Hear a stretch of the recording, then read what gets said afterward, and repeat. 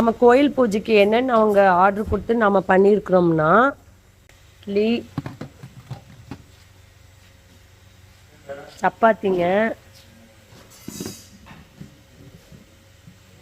சாம்பார்,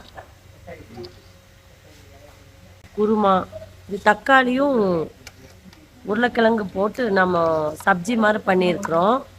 இது சப்பாத்திக்கு நம்ம கொடுத்துடலாம். அரிசி பருப்பு சாப்பாடு நாம் இன்னைக்கு வீடியோ பார்த்தது எங்களை எப்படி பண்ணுறதுன்னு சொல்லிட்டு அந்த அரிசி பருப்பு சாப்பாடு, உப்புமா, தயிர், சட்னி.